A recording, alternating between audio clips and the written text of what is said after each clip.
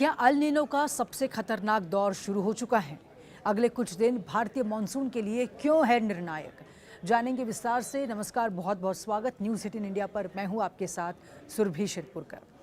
हर साल मॉनसून को लेकर सबसे बड़ा सवाल यही है कि क्या भारत में बारिश सामान्य रहेगी या फिर अल नीनो इसका संतुलन बिगाड़ देगा। मौसम एक्सपर्ट्स का मानना है कि अगले कुछ दिन बेहद अहम हैं, क्योंकि इसी दौरान ये तय होगा कि मॉनसून उत्तर भारत, मध्य भारत और पूर्वी भारत में कितना मजबूत रहेगा और अगस्त में बारिश का पैटर्न कैसा होगा। अल नीनो अब धीरे धीरे अपने प्रभाव को बढ़ा रहा है और इसका असर सबसे पहले मॉनसूनी हवाओं की ताकत पर दिखाई देने लगता है। सबसे पहले समझते हैं कि अल नीनो आखिर है क्या। ये कोई तूफान या फिर चक्रवात नहीं, बल्कि प्रशांत महासागर यानी कि पैसिफिक ओशन के मध्य और पूर्वी हिस्से में समुद्र की सतह का असामान्य रूप से गर्म हो जाना है। ये घटना हजारों किलोमीटर दूर होती है, लेकिन पृथ्वी के वायुमंडलीय परिसंचरण यानी कि एटमॉस्फेरिक सर्कुलेशन को बदल देती हैं। यही बदलाव भारत तक आने वाली मॉनसूनी हवाओं को कमज़ोर कर सकता है। सामान्य वर्षों में हिंदी महासागर से नमी लेकर आने वाली दक्षिण पश्चिमी मानसून हवाएं पूरे देश में अच्छी बारिश कराती हैं, लेकिन अल नीनो के दौरान ये प्रक्रिया प्रभावित हो जाती है। मौसम विभाग और वैज्ञानिक संस्थानों के अनुसार इस समय मानसूनी ट्रफ उत्तर भारत की ओर शिफ्ट हो गई है। इसका सीधा मतलब है कि अगले कुछ दिनों तक पंजाब, हरियाणा, उत्तर प्रदेश, उत्तराखंड, बिहार और हिमालयी राज्यों में मध्यम से भारी बारिश हो सकती है। वहीं मध्य भारत के कई हिस्सों में भी अच्छी बारिश की संभावना है। इसके उलट दक्षिण भारत और पश्चिमी तटीय क्षेत्रों में सामान्य से कम बारिश देखने को मिल सकती है। यानी देश पे बारिश होगी, लेकिन उसका वितरण समान नहीं रहेगा। अब सवाल यह है कि अगले कुछ दिन इतने महत्वपूर्ण क्यों हैं। इसकी वजह यह है कि जुलाई के आखिरी और अगस्त के शुरुआती सप्ताह मानसून के सबसे सक्रिय चरण माने जाते हैं। यदि इसी समय अल नीनो का प्रभाव तेजी से बढ़ता है तो मानसूनी हवाएं कमजोर पड़ सकती हैं और अगस्त में लंबा ब्रेक मानसून देखने को मिल सकता है।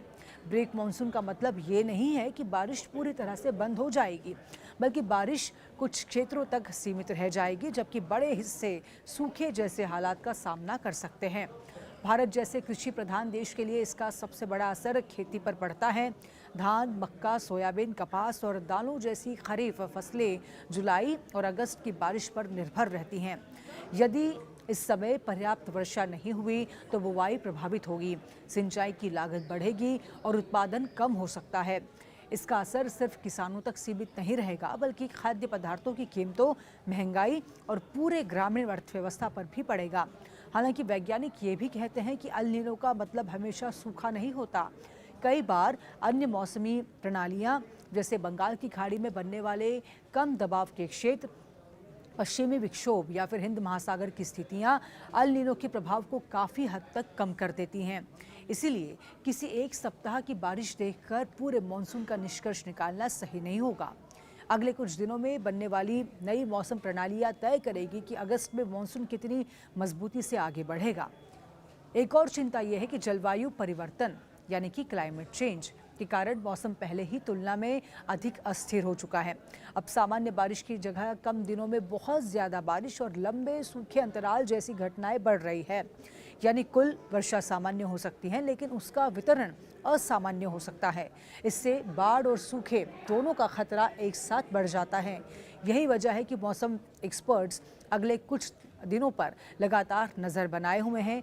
यदि मानसून की सक्रियता बनी रहती है और नए लो प्रेशर सिस्टम विकसित होते हैं तो अल नीनो के बावजूद देश के बड़े हिस्से में संतोषजनक बारिश हो सकती है। लेकिन यदि अल नीनो तेज़ी से मजबूत होता है और मानसूनी हवाएं कमज़ोर पड़ती हैं तो अगस्त का महीना कृषि, जल संसाधनों और अर्थव्यवस्था के लिए चुनौतीपूर्ण साबित हो सकता है।